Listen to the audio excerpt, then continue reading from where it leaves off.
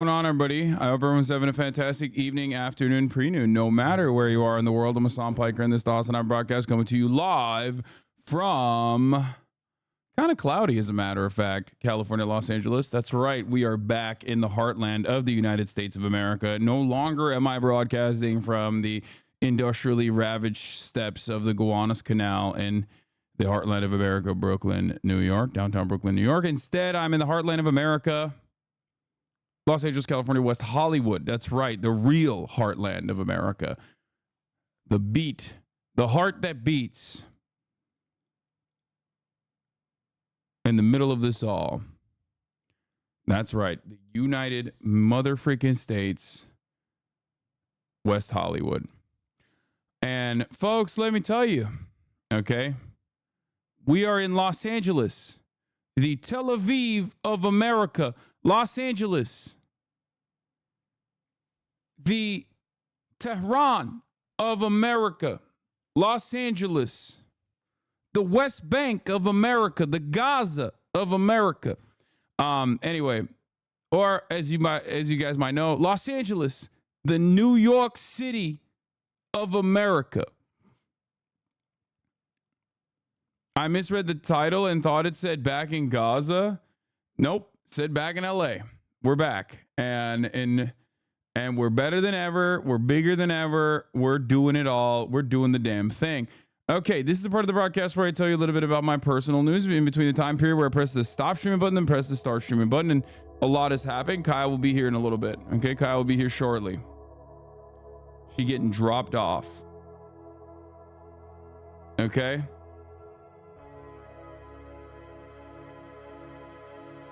Did you have a chance to do an OnlyFans collab with Haley Bobalele? No. How was the cheese bowl? I need to know. It was pretty good. I mean, it was all right.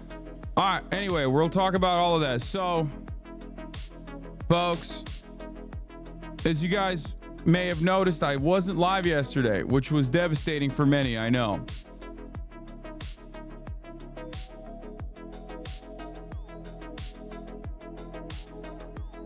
I suspect it was devastating for some. Not for me, though. I was hanging out with my family, and I love that, even though they can be a little bit too needy. Okay, it was my personal 9/11. Well, guess what? Speaking of 9/11, I woke up yesterday morning and went to 9/11. That's right. I went to where the Twin Towers once stood. I went to Ground Zero.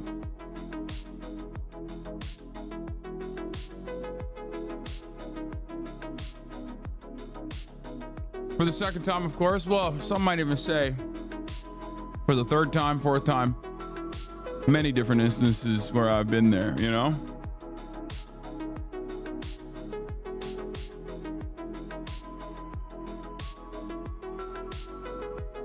Hold on. Brandon versus Trump debate.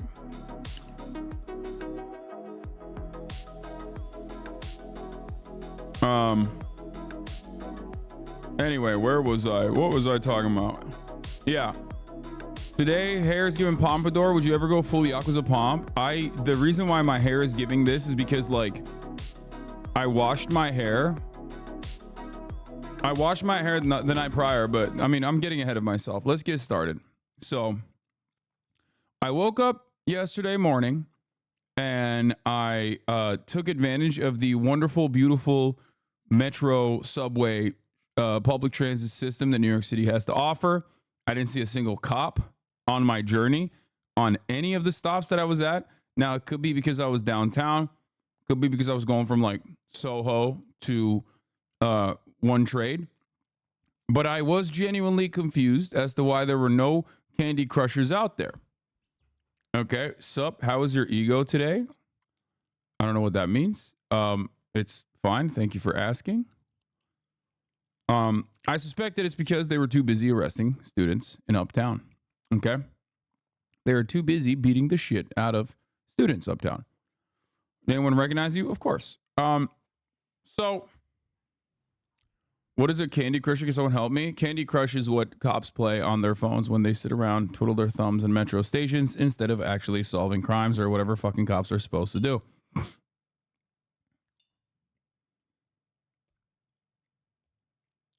Okay. So,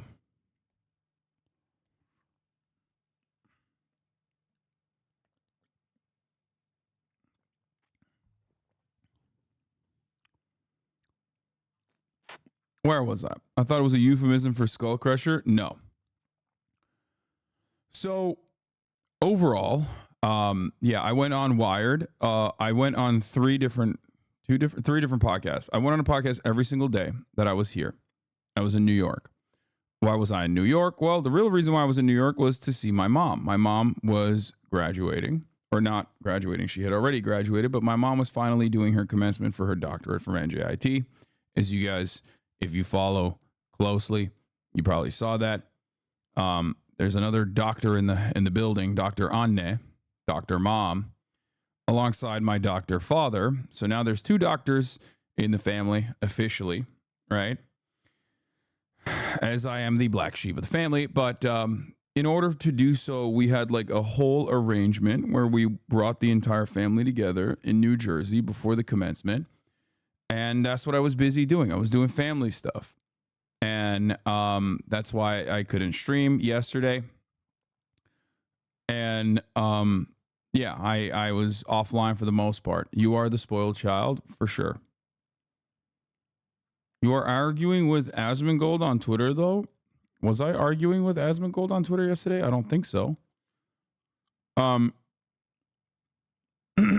was her degree? Art history.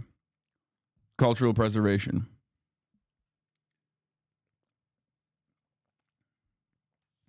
Does your parents know that reading books and going to college, getting a degree is utterly useless? Wikipedia exists. Oh, I do trust.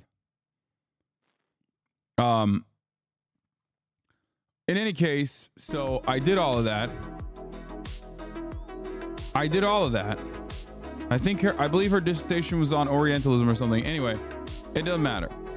What happened to the left eyebrow? Whose left eyebrow?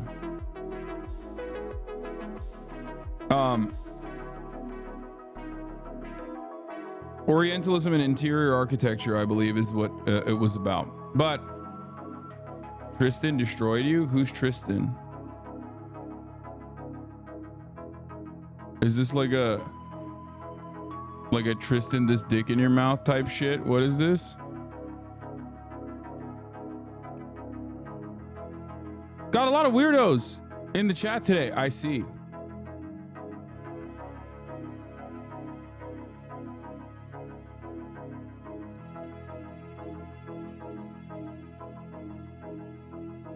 A lot of drama frogs are out today, possibly because I wasn't live yesterday, so they couldn't get their fill.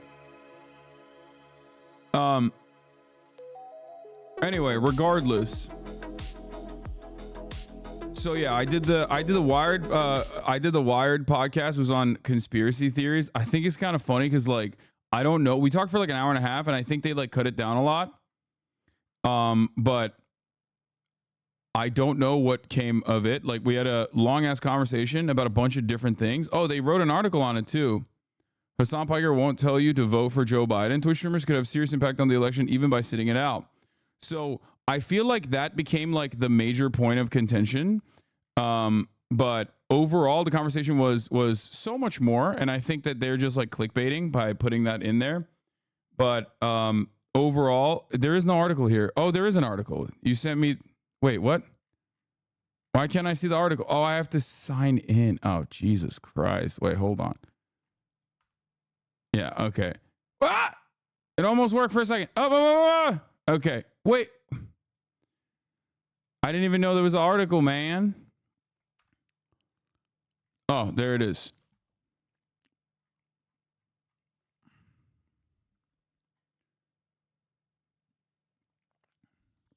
So they think you have that much sway. I think that they think I do, which is kind of cool in a way. You're pissing off the libs again. Trump supports stopping bodily autonomy for women. Biden does not. Trump supports taking healthcare away from tens of millions of people. Biden does not. I've been excited to watch two 80-year-old men yap about a bunch of issues they almost completely align on with respect to policy while acting as though they're miles apart from one another. Immigration, Israel, Palestine, tariffs are out on that front. The key focus has to be on abortion. Yeah, I said that knowing full well that liberals would get mad, because that is a conversation that I want liberals to hyper focus on. I want liberals to recognize. I want liberals to recognize that, like, every single instance where we have this conversation, the issues keep whittling away. Obviously, there's supposed to be much daylight between Donald Trump and Joe Biden.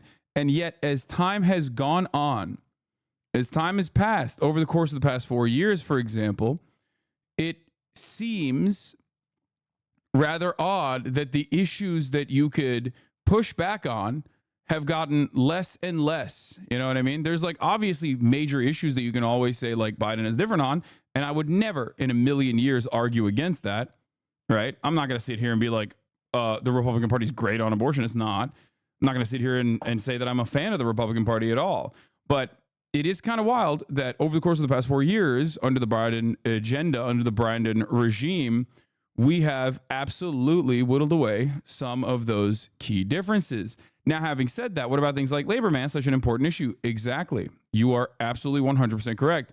Ironic that you brought that up, because I did literally talk about that quite extensively on the Wired Magazine's podcast, where we talked about the Biden administration's, like, major issue with communications, because in areas where they are good and, quite frankly, better than every other contemporary administration, and I openly state this all the time, as you guys know, like labor, right?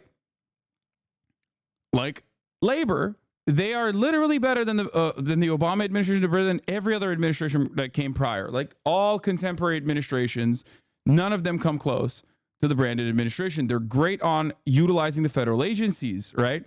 There are so many things that they do that are decent, except there are glaringly obvious problems in the Biden administration's mishandling of foreign policy that are unconscionable, that people genuinely, understandably have a distaste for, and the expectation that, lesser issue voting or lesser evil voting it will keep them afloat. The expectation that, like, people will just forget about a lot of these other problems, and we won't even need to actually communicate what our issues are, communicate what the fucking white paper is on any of these policies to at least, like, the most passionate aspects of the fan base is utterly, unimaginably nutty. Anyway, we'll talk about all of that in a second, though. The reason why I brought this up is because I had this, long conversation with Wired Podcast, so hopefully it'll be good. Did you stop mewing while you were in New York? Your mew line is fading? Never. I never stopped mewing. Never. Regardless, we'll get to all of that in a little bit.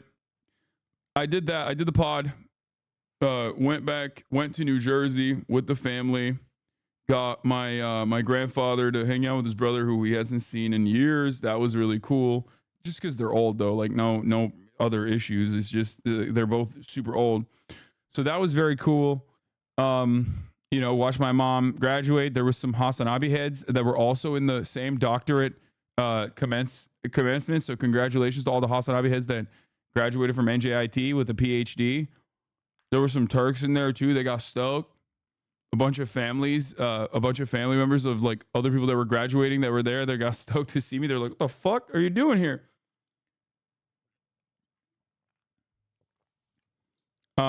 Yeah. So I did. I attended my chatter's graduation.